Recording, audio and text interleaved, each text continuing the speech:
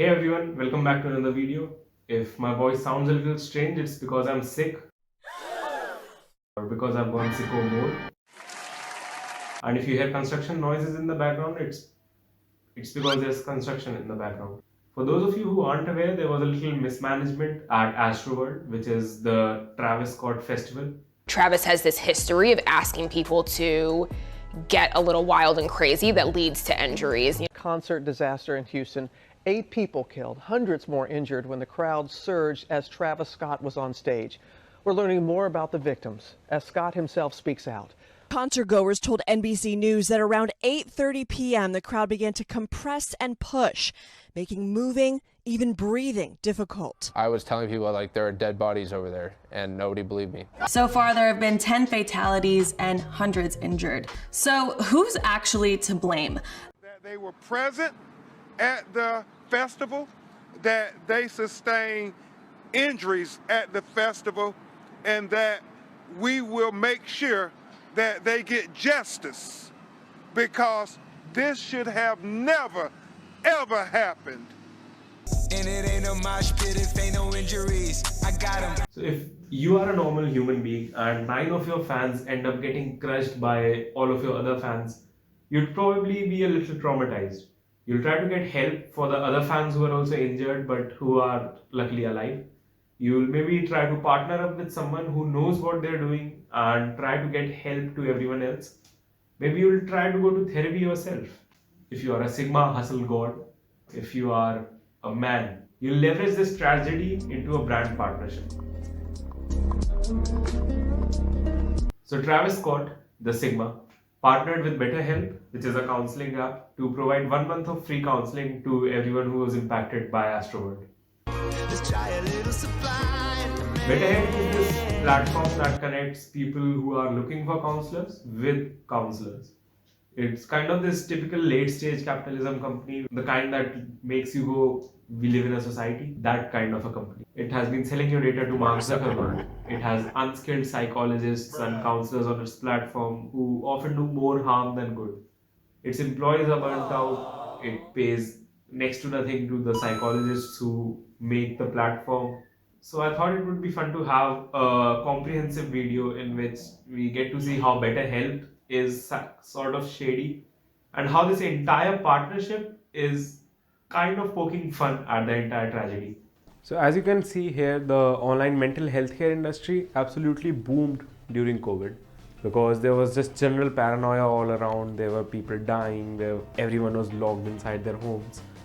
And this was a great thing because if you can't go out of your home, having access to a psychological professional over text or over video is amazing.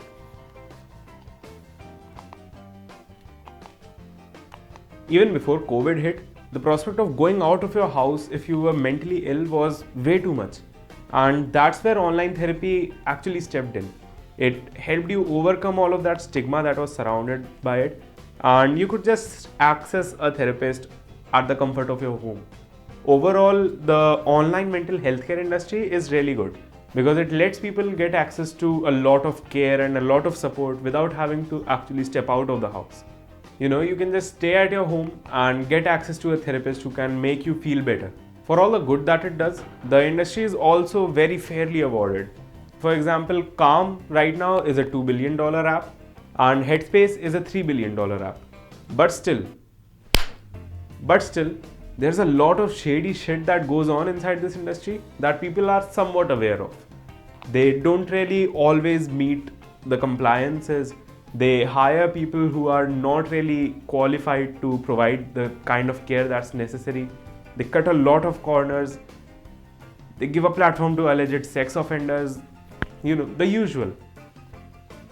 Above all, they follow this Silicon Valley hyper-growth mentality in which you launch as quickly as possible and then you try to iterate on your mistakes based on the feedback that you receive from early users. Now, this is a wonderful philosophy to run a business by if you are selling a new lead generation software. But this is terrible for a mental health care company. Nothing major will really go wrong in a person's life if the lead management software doesn't do the task it's supposed to. But if a mental health care app messes up, the person could be scarred forever.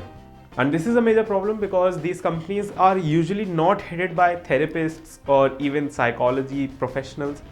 It's instead headed by business majors who are acting in the best interest of the bottom line.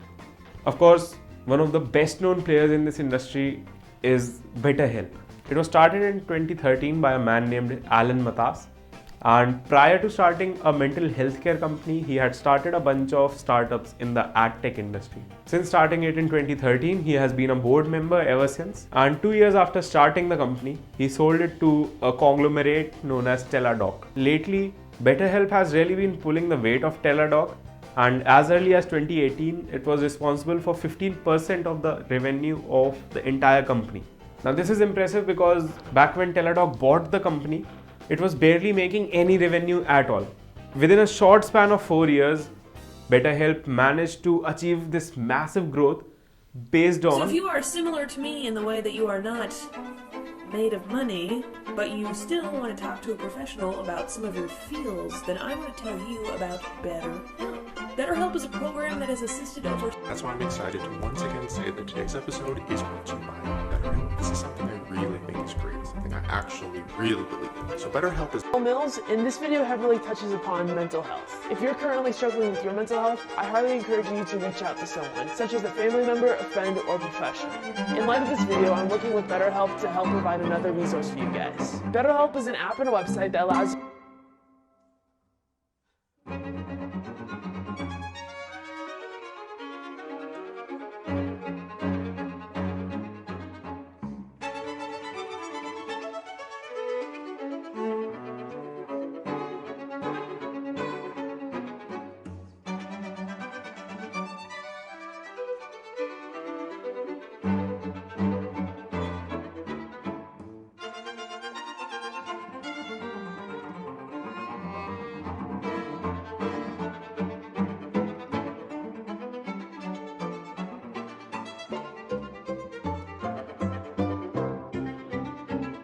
So I decided to take a look on the inside of BetterHelp to see what it was really about.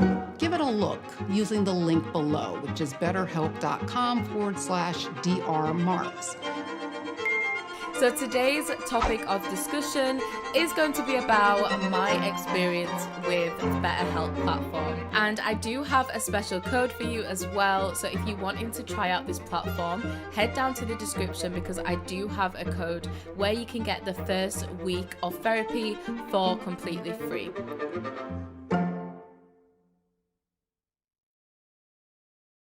Hey everyone, before we continue, I would like to take a moment to thank today's sponsor, the East India Company. More on them later. Now, I hear all of you. I hear you. And these are the ways in which BetterHelp is not good, or at least not as good as it promises to be. To begin with, we are not even sure if the BetterHelp model of helping people is effective. So BetterHelp offers you the option of texting your psychologist 24/7 whenever you want. There is this client-therapist relationship that's different from the relationship between two friends, for example. And the client-therapist relationship has very clear boundaries. So for example, many traditional therapists are not even ready to meet you in a social setting outside of the therapy hours. And there's a reason for that. Similarly, many therapists do not communicate anything over text except for when they will be getting there and when the sessions will start. That's it. The reason behind that is that there are supposed to be boundaries. The therapist isn't supposed to become this friend of yours who solves everything anytime you want. The purpose of this client-therapist relationship is to provide you with unconditional positive regard during those therapy hours so that eventually, gradually, you learn how to exist on your own and solve all your own problems. It's supposed to strengthen you, not make you dependent on yet another person. And the prospect of texting your therapist 24/7 and expecting them to reply within a few hours, that can make you dependent on the therapist. And that might make the process of therapy useless altogether. But that's all psychological bullshit. You're here for the meat, aren't you? You want to know how Daddy's Zuckerberg is involved. He is. He is very involved in this. So in its terms and conditions, BetterHelp clearly states that it is sharing data with its advertising network. There isn't any clarification about who is in this advertising network, and a lot of people have raised questions about it, but to no avail. Last year, Jezebel did an incredible piece on this, and I'll link it down below. BetterHelp and all of the associated apps in its network, they claim to be 100% private, and Jezebel decided to put this claim to the test. So they signed up for it and they tracked where was their data going. Have a look at the state of ethics in technology right now and make a wild guess if they were sharing your data with Facebook. Your options are yes, yes, yes right there, and yes. The answer, not C. If you're an app, tracking user data is the closest thing that can come to God himself telling you what exactly to do for your app. You can see exactly where your users are spending the most time, and then you can double down on that. You can see what's causing your users to leave the app, and you can stop doing that. You can also share all of this data with some advertising platforms, and that can be a new revenue stream for your application, which sounds great if you are a founder, because you get to know exactly how your app is being used, and then you get to make some extra money off of that. For a consumer, it doesn't really make much of a difference if Instagram is tracking you and sharing your data with Instagram. But if a mental healthcare app is doing it, it's insane.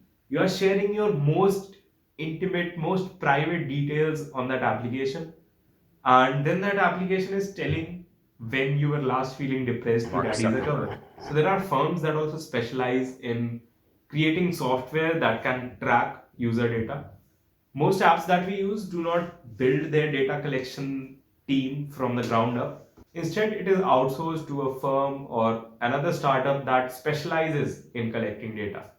One such third-party app is Mixpanel, and BetterHelp was found to be using Mixpanel. The data it was sending might have been encrypted, but it was still sending private data to a third-party application. Do you know who is always hungry for more data? Mark Zuckerberg. Of course, they were also sharing data with Facebook. Social media companies, such as the ones run by Zuckerberg, stand to benefit a lot from having access to this sensitive private data.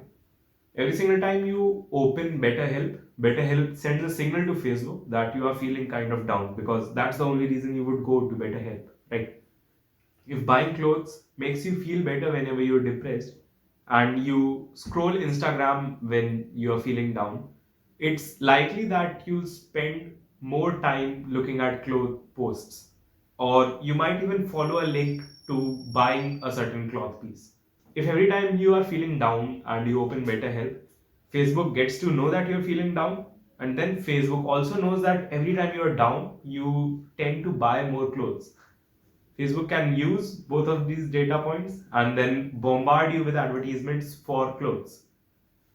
The advertising industry is not exactly popular for their strong morals, and it would be golden for them to know every single time that you're feeling down, because then they can use this opportunity to sell you some Scottish title or something.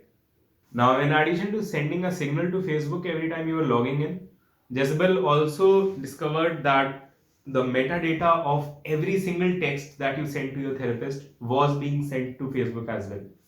So metadata involves when you sent the text, where you were when you sent the text, how long the text was, how long had you spent on the application while sending the text. Basically everything that you can think of except the actual contents of the text. So if you told your therapist that, "Hi, I am feeling depressed," the words "Hi, I am feeling depressed" don't go to Facebook, allegedly, but everything else does. Isn't this supposed to be private? Isn't therapy supposed to be an extremely private, extremely personal, individual experience that you might want to keep away from social media companies?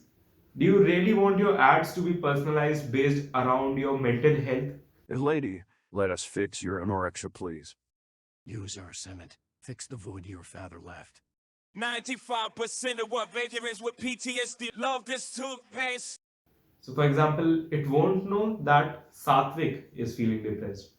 What it would know is that this user is to be categorized with the other depressed category users, and then the advertisements that are meant for the depressed category are supposed to be shown to this user. And I don't know about you, but that's not really a consolation for me. Another problem that is not specific to BetterHelp but is in fact a problem in the entire industry is that every mental health app has this intrinsic flaw wherein if it works, it is killing its own customer base. If you are feeling low and if you sign up for an app that promises to make you feel better, you will eventually stop feeling low, which is why you are using the app in the first place. With this flaw in mind, it becomes important for mental health companies to figure out where their priorities will lie. What metrics will they track and what will guide their decision making process? Do they try to make the user spend more time on the app? Is spending more time on the app helping the user? Do they try to make the app more addictive? Is a mental health app even supposed to be addictive? These are all important design and ethical considerations that BetterHelp seems unwilling to tackle.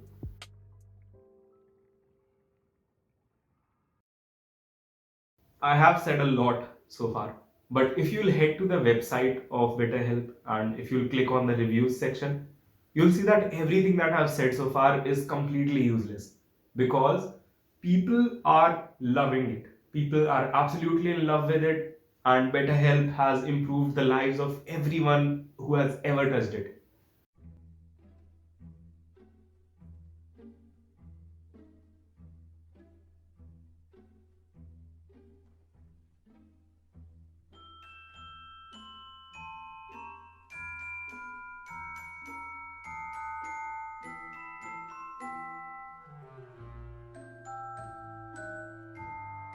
So that's it for today's video. Thanks. Bye.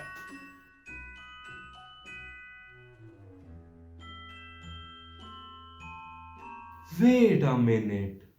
Now, all of these are available on the BetterHelp website. And I'm not saying that they are unethical people who will only cherry pick the reviews that work for them. I'm not saying all of that.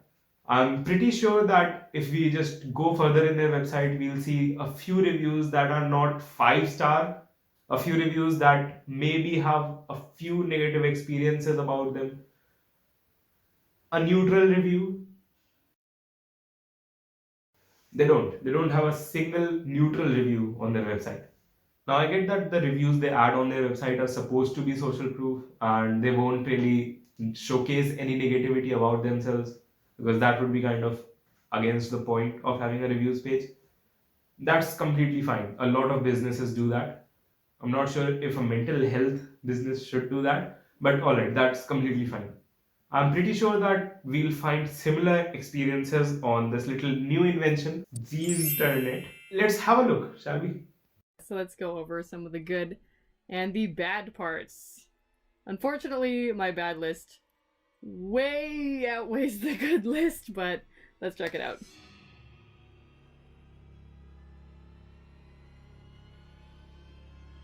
I'm pissed. This is supposed to be a professional service. This isn't just some like rinky-dink thing. Like, this is supposed to be professional. This is a business. Like, why aren't you available?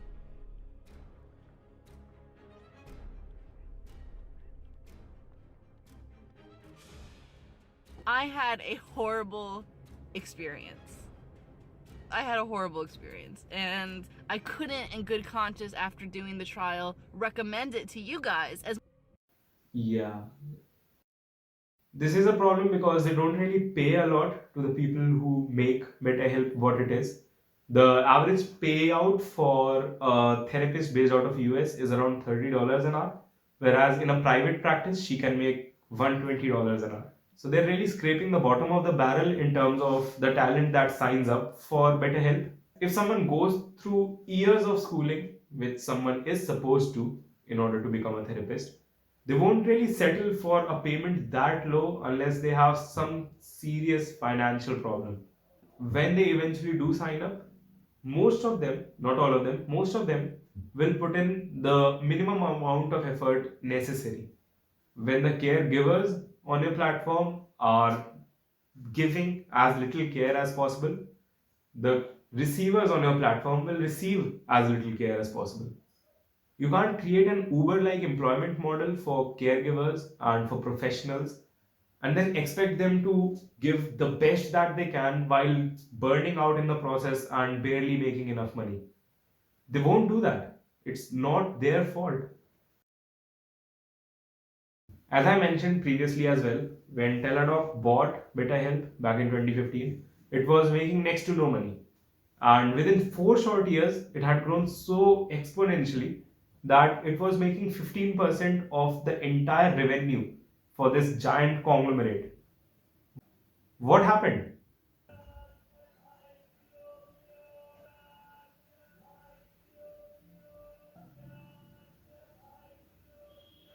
Well, they have a lot of channels working for them, but arguably the most profitable and the most notorious was influencer marketing. Is there something interfering with your happiness or is preventing you from achieving your goals? Well, BetterHelp will assess your needs and match you with your own licensed professional therapist. And I mentioned 2018 because in 2018 there was this huge blowout and huge scandal on YouTube against BetterHelp and against influencers pushing BetterHelp. Before this scandal blew open, the common strategy for influencers was to talk about their burnout, talk about how their mental health was being impacted by the YouTube grind. So today's video is going to be about YouTube happiness. And then at the end of this video, they would plug BetterHelp. Like I mentioned earlier, today's episode is sponsored by BetterHelp. And this strategy worked incredibly for them for a long time. They got a lot of signups and, of course, started making a lot of revenue. Around the same time, there was this small YouTuber who just made a video covering all of this. And that was sort of the tipping point after which a lot of shit started going wrong for BetterHelp. A lot of influencers stopped promoting BetterHelp. A lot of influencers who had promoted BetterHelp in the past said that they would no longer be associated with the app and apologized for pushing it onto their impressionable audience. Memology 101 made a 12-part series. I'll also link that down below. If you have the time, you should watch it. The general idea that all of this blowout was pointing towards was that perhaps you should not push a mental health care platform to millions of impressionable adolescents who look up to you as their idol, most of whom are not eligible even to sign up for BetterHelp. Anyway, there were 2 reasons why this entire BetterHelp blowout happened in 2018. Reason number 1 was reaching millions of impressionable young and adolescent people using their icons and idols and people over the internet that they looked up to. And reason number 2 was using mental health stories and really tragic stories as part of a sales pitch. Now, has any of that happened in the Astroworld incident as well? Is there a tragic story here that will have psychological repercussions for a lot of the people involved?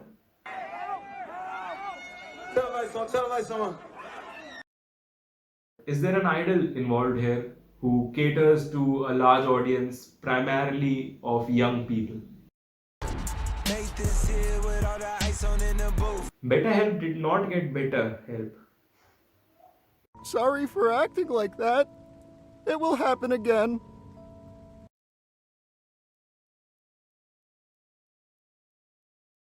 Now, of course, an argument that can be made here is that, alright, maybe this isn't everything, but Travis is doing something for those affected by it, right? At least he's giving them a free month of therapy. And it might not make everything alright, but isn't it a good first step at least towards improving the general condition of the kids? No, it's not.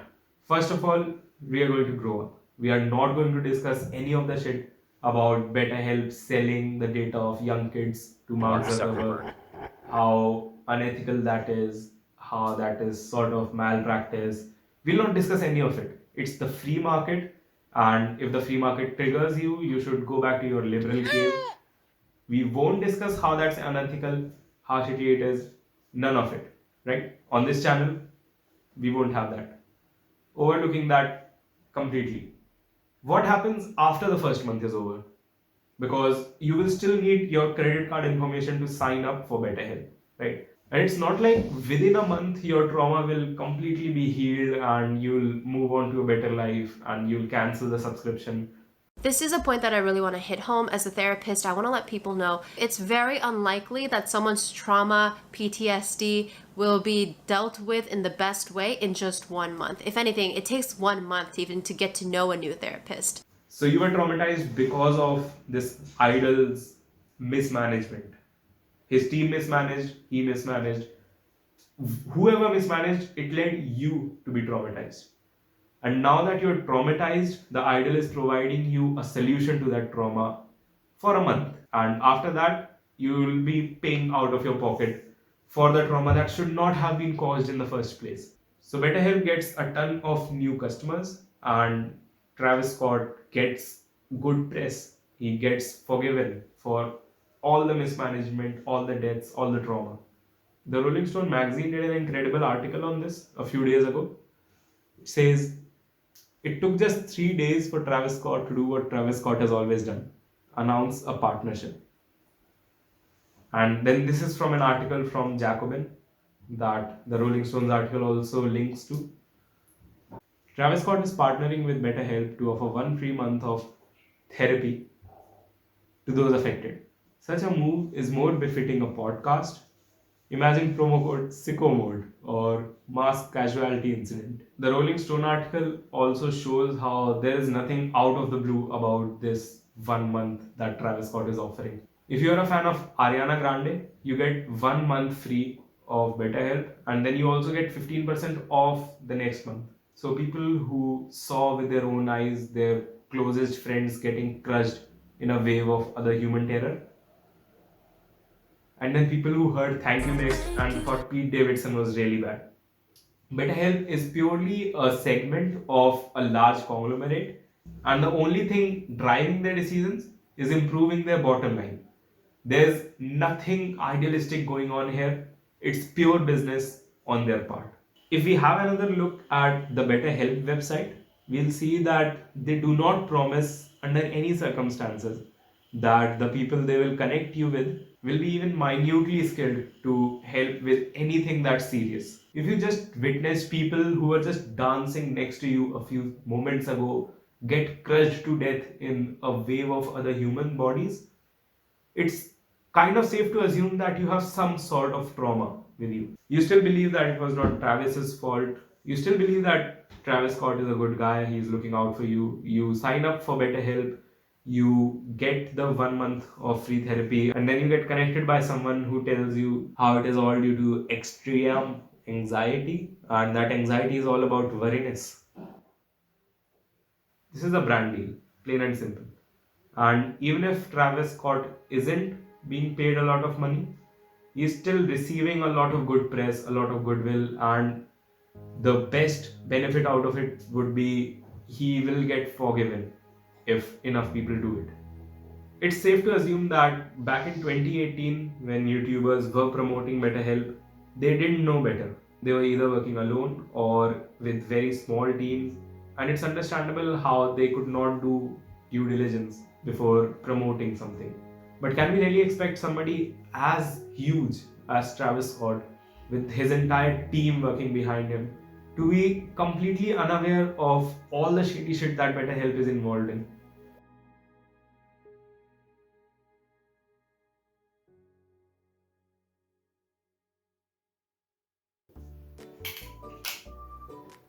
Anyways, thanks everyone for watching till the end of this video. I'd like to take a moment to thank the sponsor of today's video, the East India Company. I am so thankful to the East India Company for supporting my work because it means that I can continue to make these YouTube videos for you. So if you are a subcontinent or a peninsula ruled by a weak Mughal ruler, the East India Company is perfect for you.